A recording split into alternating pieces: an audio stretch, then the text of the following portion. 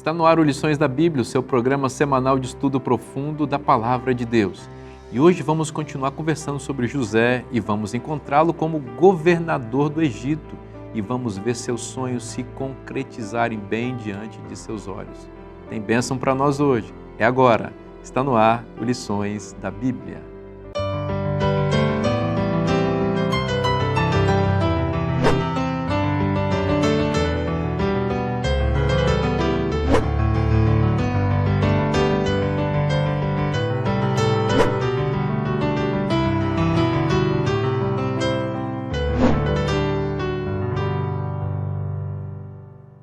Este é o Lições da Bíblia, o seu programa semanal de estudo profundo da Palavra de Deus.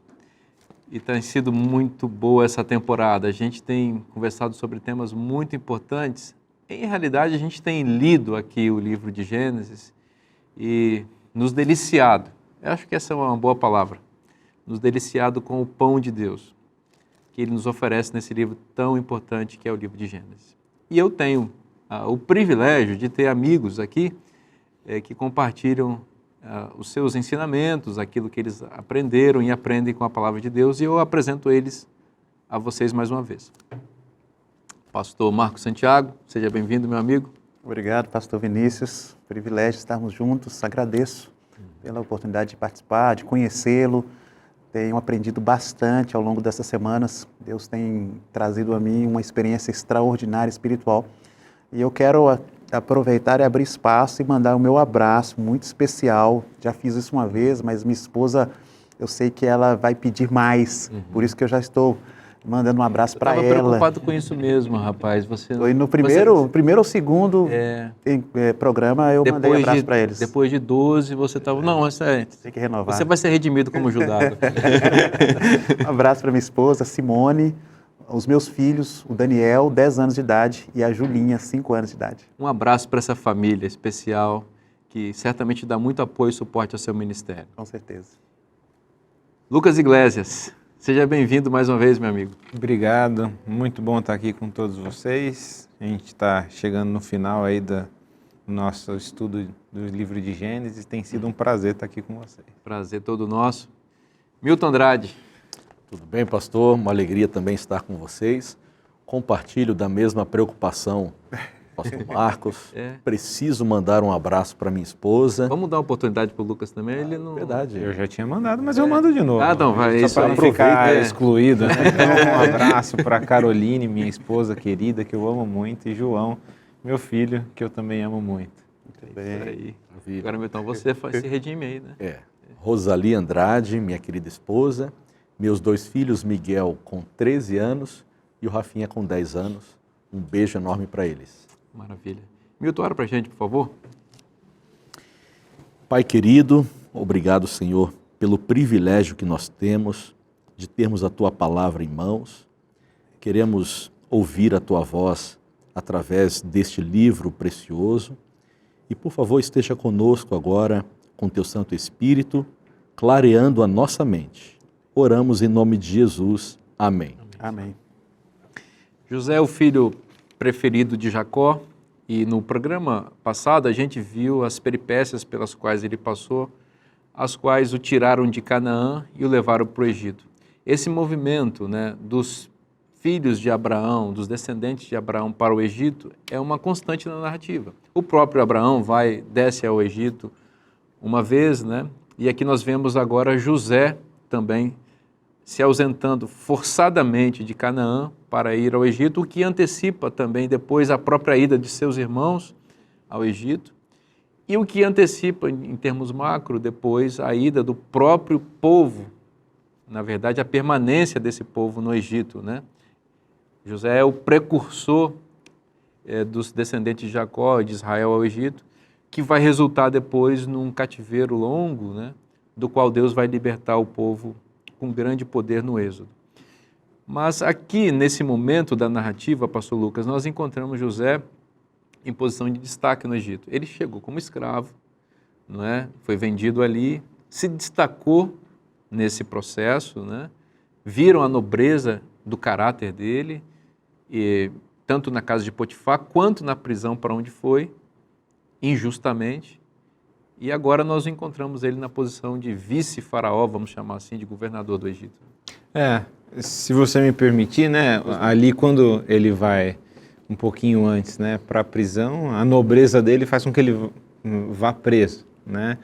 Só que daí aquele que é conhecido pelos sonhos, ele se revela também capaz, inclusive, de interpretar sonhos, né? E é bem interessante que aqui a gente tem um gênero literário bem particular, né, comum ao Antigo Oriente Médio também, que é um gênero chamado novelas da diáspora, tá? Só para deixar claro, não tem nada a ver com novela que a gente está acostumado, tá? É um gênero literário específico, narrativa, né? Exatamente. E ele tem subgêneros, um deles é de disputa na corte, onde, sendo bem simplista, acontece o seguinte padrão de enredo, né? Existe um problema que não é solucionável pelos sábios da corte, e de repente surge o nosso herói e soluciona esse problema que não pode ser solucionado.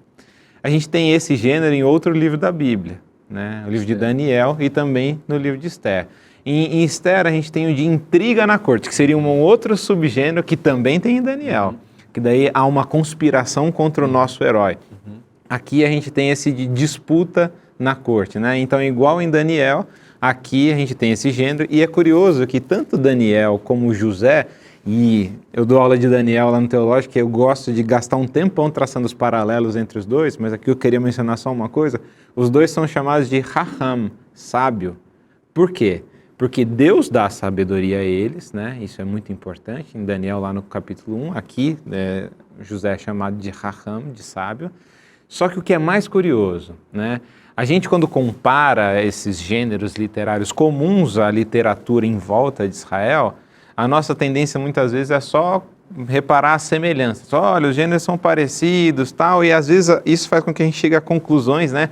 Ah, quem emprestou de quem e etc. Só que existem diferenças, e as diferenças são cruciais para a nossa compreensão da distinção do texto bíblico em relação à literatura ao redor. E qual que é a principal diferença dessas disputas na corte do texto bíblico? É que depois que o sábio revela, né, demonstra a sabedoria, ele sempre, ou durante, né, a revelação, ele sempre indica da onde vem a sabedoria. Os sábios na literatura do Antigo Oriente Próximo são louvados por serem sábios, a sabedoria deles. Daniel e José atribuem completamente a sabedoria deles a Deus. E isso é completamente subversivo em relação à literatura de disputa na corte ao redor de Israel.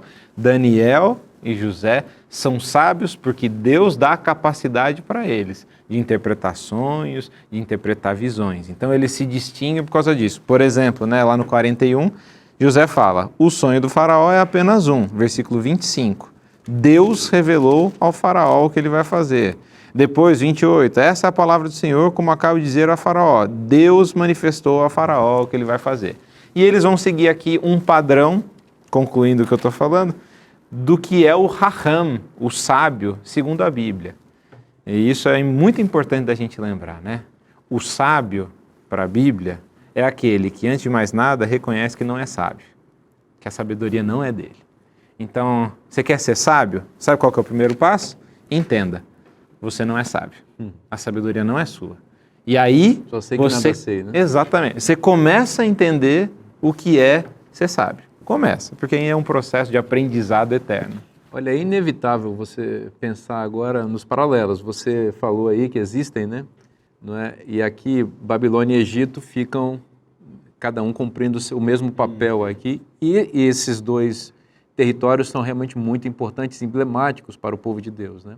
Existe uma transição da Babilônia para o Egito, do Egito para a Babilônia, e Canaã no meio ali, né? Os dois vão jovens para os seus respectivos destinos, né? 17 anos, os dois. Eles interpretam sonhos. Que o rei fica perturbado, é a mesma palavra, pam, eles ficam com a mesma palavra, perturbados. E eu acho que o paralelo interessante.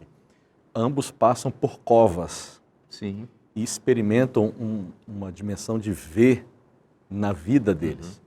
Eram de linhagem nobre. José vestiu uma roupa de um príncipe. Daniel veio de uma linhagem A especial. elite, né, de Judá. Experimentam a cova em todos os sentidos e Deus os exalta, né? Que também é um tipo, um símbolo de Cristo, que deixa a glória do céu, experimenta a cova, que representa este planeta, e também o túmulo, né? A ira de Satanás, mas também foi exaltado. O que eu gosto também nesses paralelos é a perspectiva de prosperidade.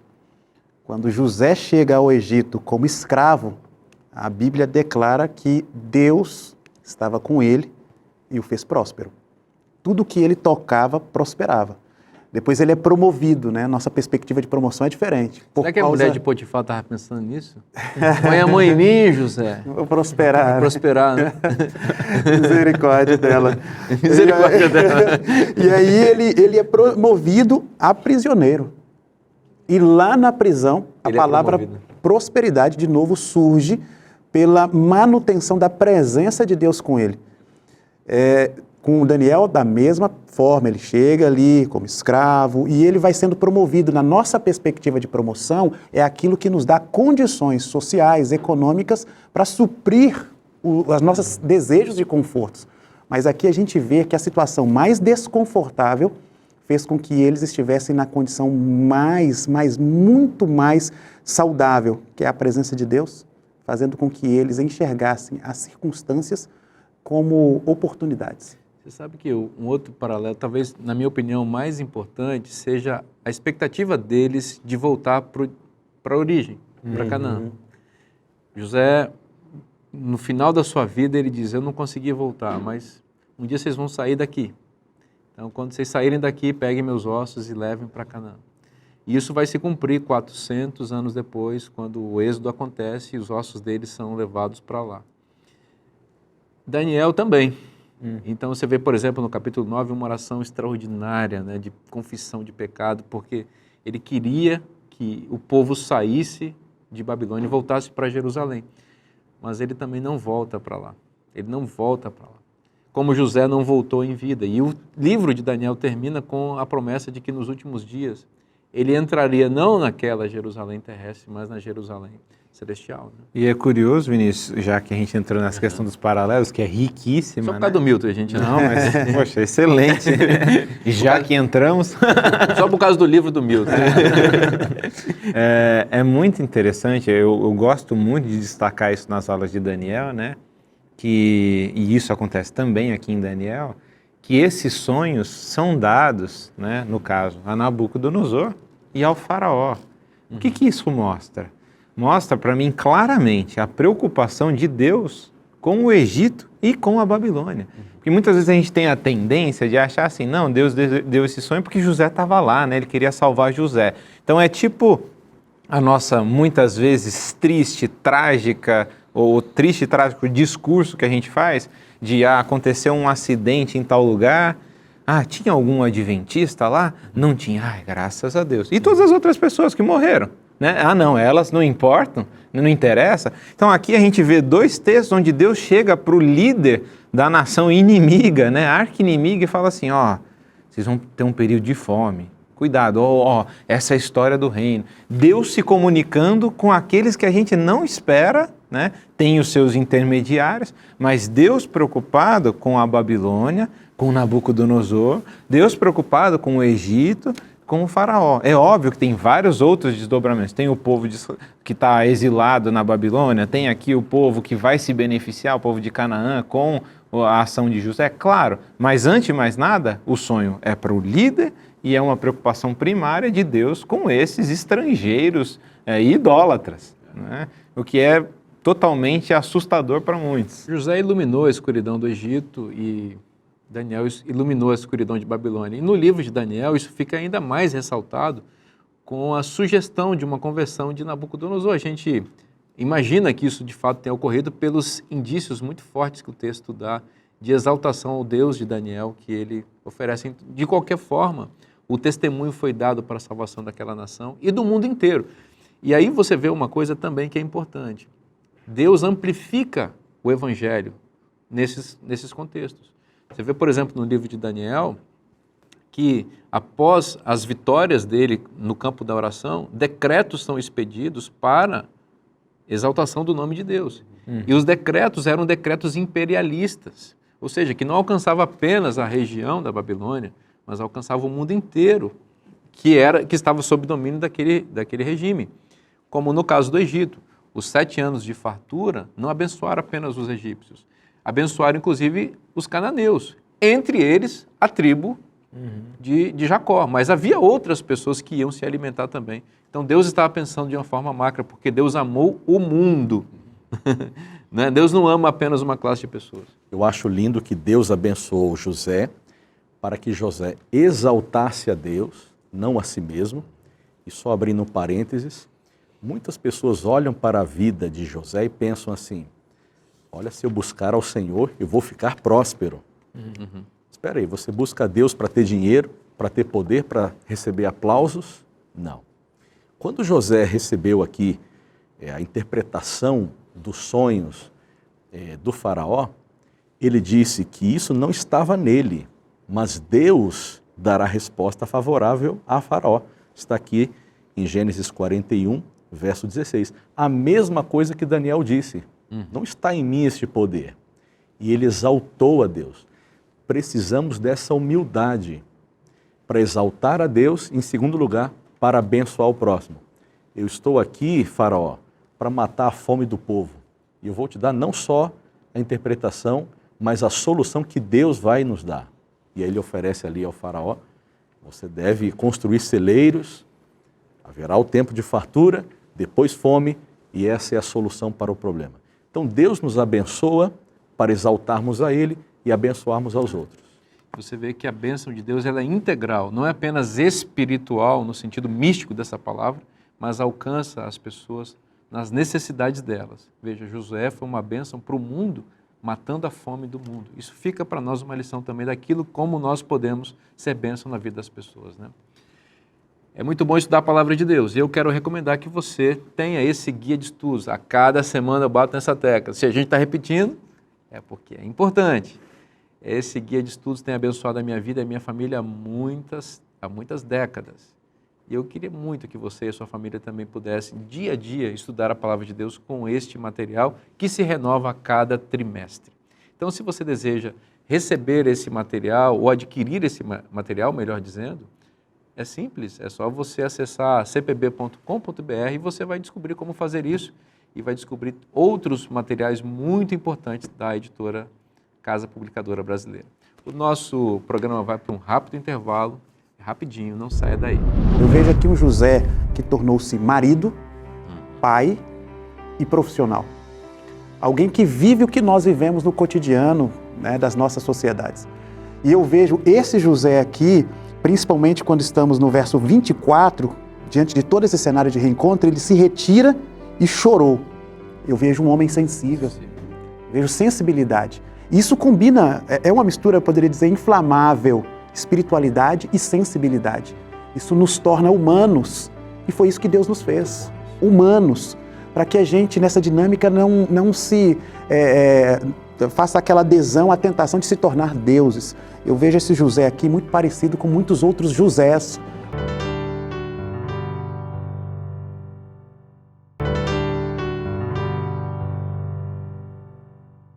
Voltamos com o programa Lições da Bíblia. É muito bom estudar a palavra de Deus. E eu tenho apresentado esse material para você, e esse material, ele tem vida própria, eu quero dizer. Nós estamos quase terminando a nossa temporada e você pode se perguntando por que o pastor Vinícius está mostrando ainda esse material. Já estudamos praticamente toda a lição, mas veja, esse material é para quem gosta de estudar a Bíblia, especialmente o livro de Gênesis. Vai abrir muitas janelas, iluminar sua mente com muita coisa boa esse material aqui. E é um livro introdutório para você continuar se aprofundando na palavra de Deus. Recomendo muito que você tenha esse material, o livro de Gênesis. Você já sabe, esse é um produto da Casa Publicadora Brasileira. E se você deseja adquirir esse ou outros materiais da editora, é só acessar cpb.com.br. Vamos continuar estudando a história de José. Ele está no Egito, governador do Egito. E os sonhos, Lucas, vão começar a se cumprir. Aqueles sonhos lá do passado, né? Que ele teria os seus irmãos em volta de si, ajoelhando diante dele. Contextualiza para a gente um pouquinho aí. Como você disse no início, Vinícius, essa narrativa é artisticamente construída, né? E a gente tem esses vai e volta de cenas, né? Então, aqui a gente acabou, José, como você bem colocou, sendo um baita administrador, salvando o Egito da fome, abrindo os celeiros, diz o último versículo do capítulo 41, e daí a cena muda. Enquanto isso, na terra de Canaã, a gente volta para a cena, e o que está acontecendo? Está lá Jacó, e começa a fome, ele olha para os filhos e fala assim, o que vocês estão fazendo aí? Até engraçado, né? A maneira com que ele trata os filhos, que difere completamente da de José. O que vocês estão fazendo aí olhando para a cara um dos outros? Lá no Egito tem comida, vão lá procurar comida. E aí, a gente que está lendo começa a tremer. Por quê?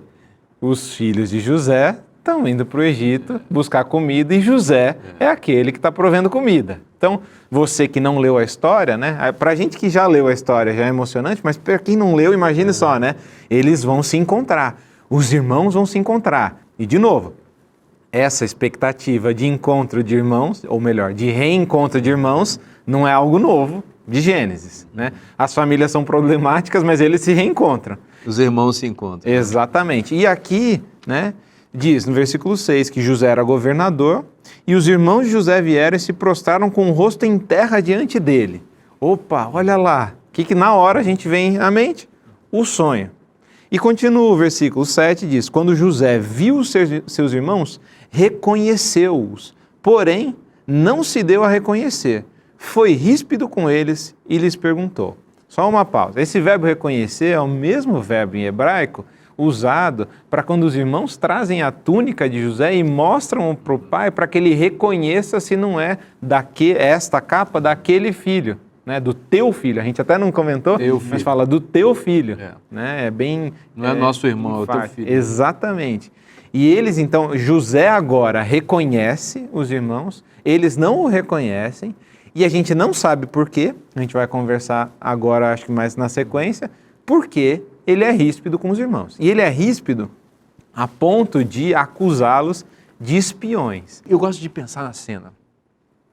Imagina ele sentado ali no trono dele, na sala em que ele recebe as nações, os diplomatas das nações. É isso que está acontecendo. Ele está negociando com o mundo, a commodity mais cara do mundo. Comida, que está faltando. Ele está sentado ali, daqui a pouco ele sente um cheiro. Aí um cheiro de gado, de ovelha. Não é comum isso no Egito. E daqui a pouco ele vê 10 juntos. E ele ouve a conversa. É hebraico, é uma língua diferente. Ele ouve o timbre da voz, ele identifica aquele som. E um misto de sentimentos deve estar passando na mente dele. Só de você estar em outro lugar ou num ambiente que se fala uma outra língua, você começa a ouvir alguém falando a sua língua, a relação, independente, você cria um elo com a pessoa sem conhecê-la. Imagine só o contexto aqui dos irmãos, né? Então, e a avalanche de memórias que deve ter surgido na mente dele naquele... Quando lemos a narrativa, o desejo é que o abraço e o choro e o rosto de Deus, né, Sim, a aparência de Deus, seja agora. Nós temos ainda 7 capítulos. Por que José já não abraçou? Ele tem um plano, né? Beijou lá o pescoço dos irmãos. Há um tempo de prova ainda. Exatamente. Permita-me ver se eles mudaram mesmo. Exato. Porque eu mudei, eu perdoo, mas e os meus irmãos? E a narrativa vai construindo este juízo, é uma palavra interessante, que está nos bastidores, essa percepção de José para ver se de fato eles mudaram. E a gente vê desculpa. Não. Pode falar. Eu quero reconhecer aqui que ele queria destacar uma coisa. Não, você vai... Não, mas depois de você vai destacar. E ele tem barba, né? Ele tem barba. Destaca, Lucas. Não, vai você, depois é ele, vai lá. Mas eu vejo aqui o José, homem como nós. A gente também, nessa paixão por esses ícones, né? A gente acaba colocando numa dimensão quase que inacessível para que a gente experimente o que eles estão experimentando. Eu vejo aqui um José que tornou-se marido, pai e profissional. Alguém que vive o que nós vivemos no cotidiano, né, das nossas sociedades. E eu vejo esse José aqui, principalmente quando estamos no verso 24, diante de todo esse cenário de reencontro, ele se retira e chorou.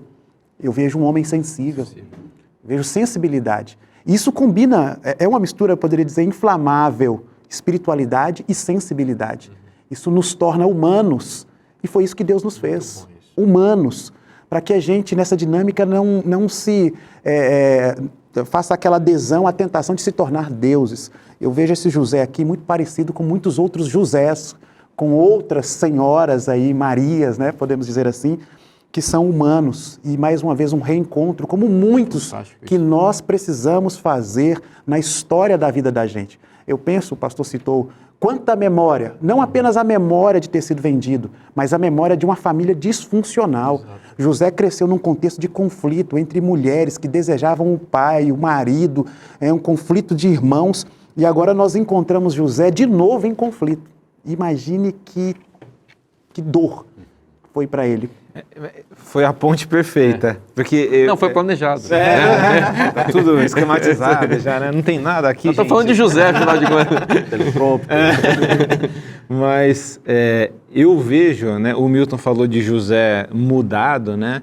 Eu vejo um processo de mudança aqui nessa demora. Né? Para mim, a narrativa, ela dá margem também para que no encontro José não esteja completamente preparado, ele mesmo, para encontrar os irmãos. Porque a gente lê antes que ele tem uma esposa egípcia agora, tem filhos egípcios, que têm nomes que nos fazem lembrar uma tentativa de esquecer o passado dele. Né? Isso é bem claro no texto. Até sugere uma mágoazinha com o pai, porque... Definitivamente. Porque ele não sabe do desfecho, ele não sabe que os irmãos mentiram lá. O pai dele era um homem rico, era um nobre. Por que não me achou? Por que não foi atrás de mim, não mandou diligências? Lembra que Abraão, o avô de Jacó, livrou Ló da mão dos babilônios. Poxa vida, será que Jacó também não poderia manter o padrão familiar e resgatar o filho? O avô fez pelo sobrinho, por que ele não faz isso pelo filho, né? Perfeito. E eu acho que as duas coisas não são excludentes, né? É uma tentativa, é um teste dos irmãos, mas ao mesmo tempo é ele também, na minha visão, né? E eu acho que a narrativa também dá margem para isso, tentando mostrar que o sonho vai se cumprir. Ele tenta trazer o irmão mais novo para que todos estejam lá e todos se prostrem. Aqui falta um, então na verdade o sonho parece se cumprir, mas será que se cumpriu? Está faltando um. E ele acusa os irmãos, e essa era o que eu queria destacar, de espias, né? Isso é muito curioso porque a palavra lá é dibá, mau relato. Vocês são os que trazem mau relato. Onde ela aparece? 2 lugares muito interessantes. Primeiro deles, Números 13. Os espias trazem um mau relato de Canaã. Agora, mais curioso é que ela aparece para José. José traz o mau relato para o pai em relação aos irmãos. Ele retorna então para eles. E agora ele está acusando os irmãos do que ele fazia antes, né? O que é completamente irônico. Né? E nessa acusação, agora a gente vai ter de novo um ralentando, né? Mas veja, isso é muito interessante. Eles reclamavam que o José falava que eles eram espias. E agora ele diz, vocês que são espias. Né? Ele faz exatamente o que eles reclamavam. Muito legal. E aí eu puxo de novo, eu gosto de família, né? Vocês já perceberam isso ao longo da nossa Todos jornada, nós, né, Marcos? Não vamos deixar claro. Né? A gente traz para um contexto de um diálogo necessário. De você olhar, se lembrar e você trabalhar as emoções para que elas não continuem constituídas como muros, muralhas, separações. Veja, eles estão no Egito. A memória do hebreu com o Egito, a nossa memória do povo de Deus no Egito, ela não é uma memória de paixão pelo Egito. O Egito é um lugar de escravidão, o Egito é um lugar de paganismo, mas é no Egito que Deus está realizando aquilo que o cristianismo representa para todos nós pecadores, o lugar de perdão. O lugar de perdão é exatamente o lugar onde nós passamos os maiores conflitos da vida da gente.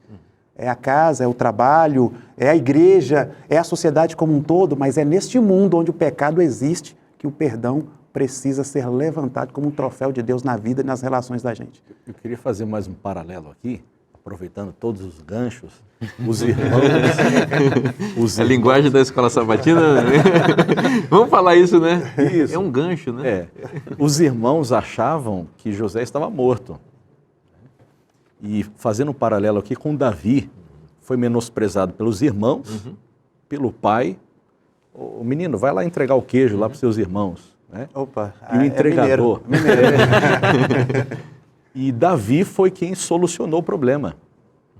Quem estava morto deu vida para eles. José deu vida para eles. Muito legal isso. E ali, eu gosto demais aqui em Gênesis 42, verso 21, quando os irmãos reconhecem que eles eram culpados pela morte do irmão. Nós somos os culpados. Agora, tem uma coisa aqui, Milton, que é importante. Você estava colocando, né, Lucas, essa questão aí dos motivos, né, pelos quais José faz isso. Eu enxergo o seguinte: José, ele conhecia a profecia da sua família. Ele cria de que a sua família era a depositária da semente da esperança da salvação do mundo. E ele percebe a mão de Deus conduzindo a história, inclusive os infortúnios pelos quais ele passa, como instrumentos para a manutenção e preservação da sua família, porque ele entende que a sua família foi destinada para salvar o mundo. E ele vai dizer isso mais para frente. Então, por exemplo, esta compreensão profética de José, ela o livra do pecado no capítulo 37, no capítulo 39, melhor dizendo, né?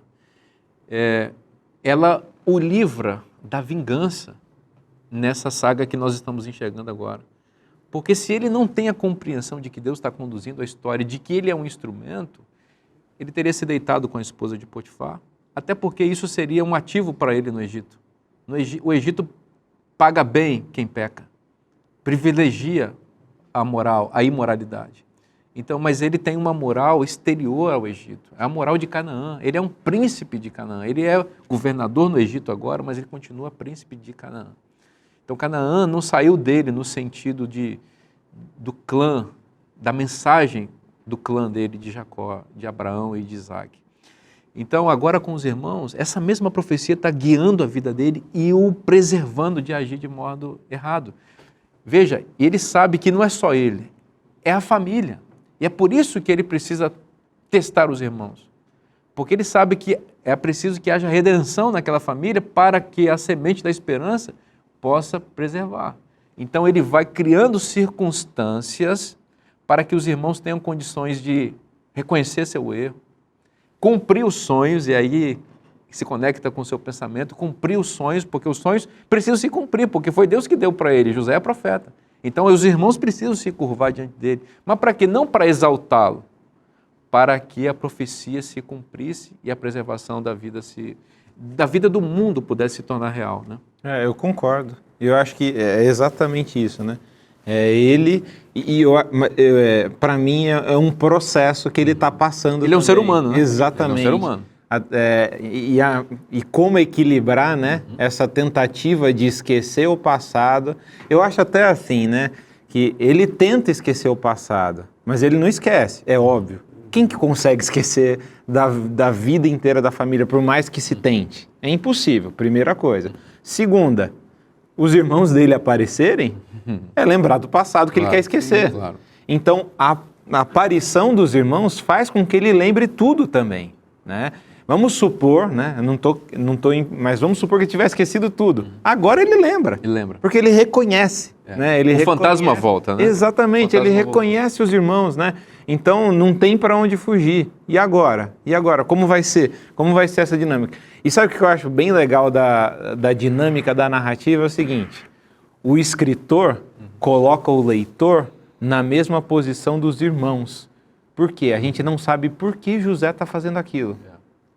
Por que ele está fazendo aquilo? A gente não sabe as intenções dele. Não sabe nem quem é, né? Exatamente. A gente está estudando a vida de José pensando na nossa própria vida. Vamos dar um intervalo rápido. É rapidinho, não sai daí porque a gente volta já. Antes desse conforto que o perdão trará para todos, existe um confronto. E o próprio guia de estudos coloca essa palavra. José confronta os seus irmãos.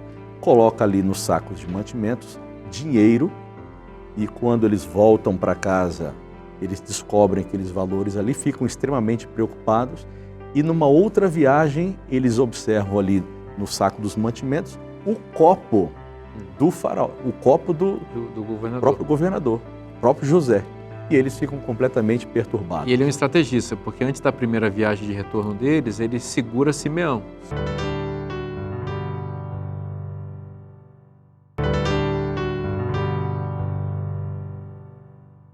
Voltamos com o programa Lições da Bíblia, o nosso encontro semanal de estudo profundo da Palavra de Deus. Se aprofundar na Palavra de Deus é uma grande bênção e nos apresenta o caminho da salvação. E é isto que esta revista oferece a você, um guia de estudo sistemático das Escrituras, escrito para ajudar você a entender os temas centrais da Bíblia. Veja, por exemplo, aqui, ó. Podemos crer na Bíblia? Você tem dúvida se a Bíblia é de fato a Palavra de Deus? Essa revista vai ajudar você a entender isso. Outros temas mais como o sentido da vida, o motivo do sofrimento, por que a gente sofre, afinal, o que vai acontecer no fim. Todos esses temas que estão escritos aqui na Bíblia são explicados de maneira muito clara, muito objetiva, muito bem ilustrado nessa revista, que vai abençoar a sua vida. Como é que você faz para adquirir essa revista? Você não vai adquirir nada, você vai receber, é um presente da Novo Tempo para você. E como faz? É só você enviar uma mensagem para esse WhatsApp que está aparecendo na sua tela, e você vai ter acesso a um link, vai fazer um cadastro muito rápido e nós vamos enviar para o seu endereço, sem custo nenhum para você, essa revista que vai abençoar a sua vida e a sua família. Tá certo? Fica a nossa recomendação para você. E diz lá, ó, eu estou pedindo essa revista porque o pastor Vinícius e a turma dele ali nos Lições da Bíblia me indicaram esse material. E o pessoal vai mandar para você com muito carinho. Bom, vamos continuar conversando sobre José. Pastor Milton, ele está testando os irmãos, né? E ele tem várias estratégias para fazer isso aí. Dá uma pincelada para a gente nisso. É bom nós lembrarmos que José não está se vingando dos irmãos. Boa. Tá? Da mesma forma como José sai de uma prisão e é governador do Egito, José quer que agora os seus irmãos também saiam de uma prisão chamada pecado. Uhum. Como que vai acontecer isso aí? Então, antes desse conforto que o perdão trará para todos, existe um confronto, e o próprio guia de estudos coloca essa palavra. José confronta os seus irmãos, coloca ali nos sacos de mantimentos dinheiro, e quando eles voltam para casa, eles descobrem aqueles valores ali, ficam extremamente preocupados, e numa outra viagem, eles observam ali no saco dos mantimentos o copo do faraó, o copo do governador. Próprio governador, próprio José. E eles ficam completamente perturbados. E ele é um estrategista, porque antes da primeira viagem de retorno deles, ele segura Simeão, Sim. que foi quem foi mais duro com ele naquelas empreitadas ali do poço e tal. Porque ele quer ter uma garantia de que eles vão retornar. Sim. E é lindo quando vemos que José, nesse retorno deles, dá uma refeição para eles. Uhum. Já começamos a ver aí este interesse e desejo de perdoá-los. Uhum. Com certeza. E é curioso, você tinha falado de Simeão que fica, né? E é curioso que acaba se repetindo, né, em relação aos irmãos e o pai, o mesmo que aconteceu com José, né? Eles não voltam por causa do irmão. Eles voltam porque acabou a comida. Exato. Né? Eles voltam só depois que acaba a comida, e dessa vez, né, tem toda a questão porque agora eles tinham que ir com quem? Com Benjamim. Então, já há todo o diálogo dos filhos com o pai em relação a levar Benjamim. Uhum. E quando chegam lá, né, tem a questão do copo, né, que tinha sido mencionado. Lembrando que o Benjamim é o irmão de José por parte de mãe. É o xodozinho do pai. Momento, é a última lembrança da esposa amada. E o Jacó cuidava daquele menino como o último fio de esperança e de vida. Ali, Benjamim. Então, José pede para eles levarem Benjamim para o Egito para testá-los, continuar o teste, para ver como os irmãos vão tratar Benjamim. Lembra, José sabe do amor do pai por Benjamim e está em dúvida se os irmãos sentem por Benjamim, o filho querido de sua esposa querida ou da esposa querida do pai, o mesmo que sentiam por ele. Ou seja, será que os irmãos têm a mesma inveja de Benjamim? Será que se os irmãos forem colocados numa situação semelhante àquela que eles viveram com ele no poço, eles vão se comportar com Benjamim do mesmo jeito como se comportaram com ele? José vai criar uma situação para os irmãos demonstrarem quem de fato são naquele momento. A gente encontra aqui o poder da comida, né? A comida tem uma capacidade de atrair e colocar amigos ou inimigos sob a mesma circunstância. E essa lembrança do poder da comida aqui me leva à ceia que Cristo tomou com os discípulos e falou: um de vocês vai me trair. Um de vocês vai me trair. E várias vezes na Bíblia o elemento refeição, comida, ele aparece conectando pessoas que pensam diferentemente, que agem diferentemente umas em relação às outras. E quando a gente vem a este cenário, eu vejo, como o pastor Milton citou, a comida sendo a necessidade do trânsito deles, da ida deles ao Egito, e a comida sendo uma recepção para que eles tivessem condições de reconstruir tudo aquilo que eles acabaram destruindo por descontrole. E com isso, nós estamos num país muito fértil. Nós estamos num país onde nós nos reunimos muitas vezes para comer. E a gente precisa nos reunir ou se reunir para comer muitas vezes também para se perdoar, para se olhar nos olhos e aproveitar não apenas a graça pelo pão que se tem, mas também dar graças pelo prazer em se comer com os outros. E aqui, para mim, esse é um apelo gigantesco, enorme, para que em todas as refeições que fazemos ao longo do dia, a gente se lembre de pessoas que precisamos perdoar, que precisamos não assá-las, né? Ou degustar as pessoas, comer as pessoas. A gente precisa perdoar as pessoas e trazê-las para uma refeição tão agradável. Isso me lembra bastante, você estava falando, Marcos, a história que aparece lá em 2 Reis, quando Eliseu, ele é cercado, né, a cidade dele é cercada, e o servo dele, o Geazi, fala assim: meu senhor, a gente está perdido, né? A gente tem, olha esse exército cercando. Daí Eliseu fala: senhor, abre os olhos dele. Daí ele abre os olhos, ele vê o exército do lado dele, pede para que se fechem os olhos dos sírios, né? E os sírios são levados para o meio de Samaria, a capital de Israel. E quando chega lá, Eliseu fala assim: senhor, agora abre os olhos dele. Eles abrem os olhos, estão no meio da capital de Israel, dos inimigos. E o rei de Israel, e esse é o ponto, ele fica desesperado, só assim: Eliseu, posso agir? Posso agir? Que horas que eu posso matar todo mundo? Aí Eliseu vira para ele e fala assim: então, você vai fazer um banquete para eles. E daí é preparado um banquete, e o texto acaba dizendo assim: e não houve mais empreitadas da Síria contra Israel por muito tempo. Fantástico. A comida soluciona vários problemas. E aqui a gente vê, sim, essa introdução, né, da comida. Está querendo rir, né? Você está querendo rir. É só um pouquinho mais. Então diríamos que a comida soluciona problemas, mas pode criar problemas, né, Milton? Dependendo do tanto que você come. É só um come. pouco mais e o açaí vai chegar. Rapaz, é demais, né? Bom, eu quero aproveitar esse momento, porque esse capítulo 45, ele faz parte da minha história de vida. A história de vida de alguém que teve o desprazer de ver os pais se separando. E este capítulo, todas as vezes que eu leio, ele sempre foi um chamado ao perdão. E nesse chamado ao perdão, as lágrimas que são registradas aqui, eu me lembro das minhas lágrimas. Porque as lágrimas purificam, renovam.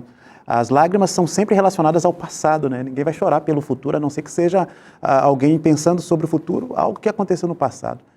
Então, quando nós derramamos lágrimas, tem a ver com o passado. Então, José estava derramando lágrimas por um passado muito maior do que a própria idade que ele tinha naquele momento. E aí, por que eu me assemelho muito em sentimento quanto ao que está acontecendo? Porque eu tive o privilégio, há alguns anos, de receber o meu pai. E diante de tudo que ele levou a minha família, aos traumas, às descrenças, às dificuldades, tive o prazer de estender a ele um abraço que representava aquilo que Deus já havia plantado no meu coração. A história de José me ensinou a perdoar. E eu pude perdoar o meu pai e tive o privilégio, como pastor para a Igreja Adventista do Sétimo Dia, de batizar o meu pai. E o que fizemos depois? Comemos juntos. Então, eu vivo, na minha vida pessoal, muito do que José viveu. E nós estamos falando para pessoas, seres humanos, como José, que vivem a experiência de comer e beber, mas precisam experimentar o sabor do perdão. Coisa linda isso. Muito bonito. Obrigado, Marcos, por esse testemunho tão especial. Aqui na história, no capítulo 44, e conectando com 45, né, nós temos o teste final, o checkmate de José. Né? Ele planta uma prova dentro da bagagem de Benjamim. E faz uma acusação gravíssima, né? Vocês roubaram o meu copo. E, por meio dos secretários dele, ele diz para os irmãos que eles, se for provado isso, eles serão escravos. Os irmãos já negam, obviamente, porque eles não tinham roubado nada, mas eu fico pensando isso como se fosse um filme, sabe? A música de suspense. Cada bagagem sendo aberta, do mais velho até o mais novo. Cada bagagem que se abre, uma tensão e um alívio. Uma tensão e um alívio, até chegar na última. E aí eu acho que é o ralentando na música ou o slow motion na imagem, sabe? Devagarzinho ali, eu acho que ele vai abrindo a bagagem assim, e aquilo vai atormentando o coração de todo mundo. É a bagagem de Benjamim, do filho querido do pai. Se está ali, o menino vai ficar no Egito. E quando eles abrem, para desespero deles, o copo do governador está ali. Eles voltam para lá e encontram José como? Mas vocês, hein? Tratei vocês tão bem, vocês fazem um negócio desse. E aí entra Judá em cena, né? Judá, a gente vê um movimento de Judá que tem o seu ápice aqui, né? Lembra, Judá se afasta da família, acho que foi o Marcos que tinha comentado, né? Tem a relação com Tamar, mas no fim do capítulo 38 começa um processo de redenção.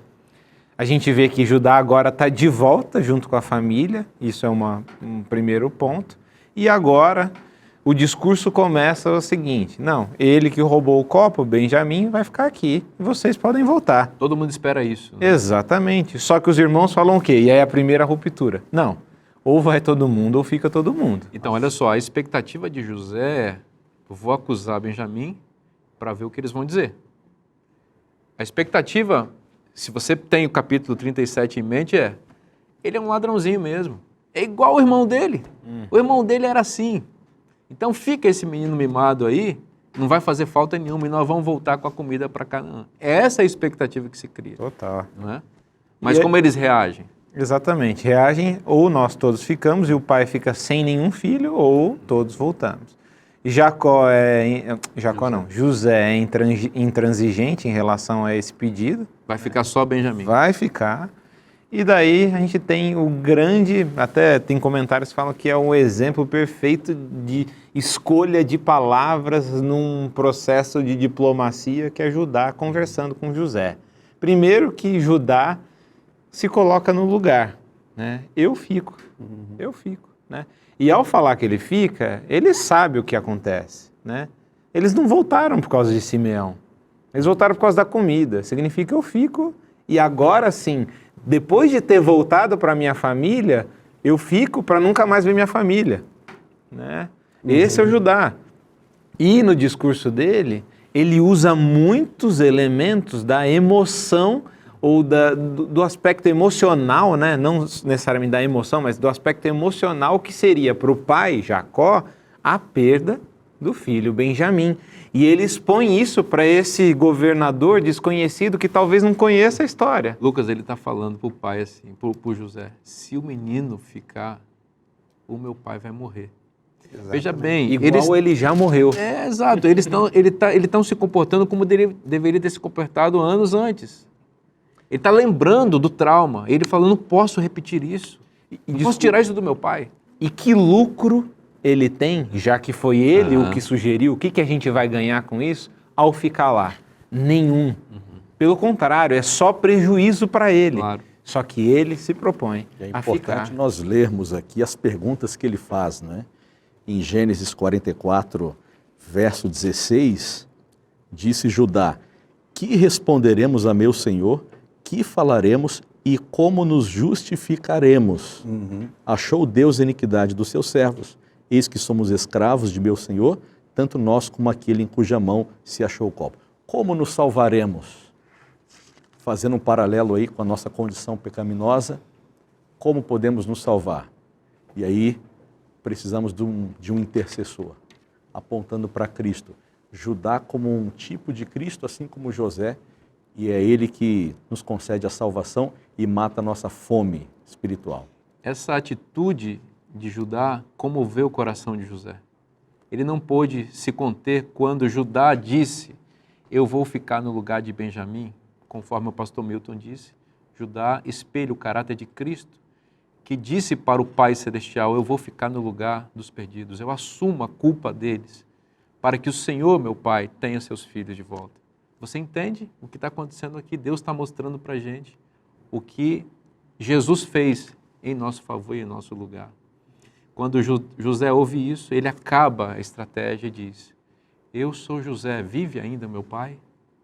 E a reconciliação surge na família, os abraços aparecem, o amor volta à cena e a esperança do mundo estava preservada. Deus quer fazer esses milagres de transformação também na sua vida. Deixe que o poder do Evangelho possa adentrar em seu ser, em seu lar, em sua família e fazer essa obra extraordinária que só Deus pode fazer. Está gostando dessa conversa? Ela continua neste sábado numa igreja adventista perto da sua casa. Encontre uma igreja no site, encontre uma igreja que está aparecendo em sua tela e chega amanhã na igreja, ou nesse sábado na igreja, e diga: eu vim aqui porque o pastor Vinícius disse no Lições da Bíblia que aqui é o meu lugar, eu quero continuar estudando a Bíblia e você vai ser muito bem recebido. Todas essas bênçãos, as bênçãos de Deus para você e para sua família estão na Bíblia. E se estão na Bíblia, é bom para você. Eu te espero na próxima semana, nesse mesmo horário. Que Deus te abençoe muito. Um forte abraço e até lá.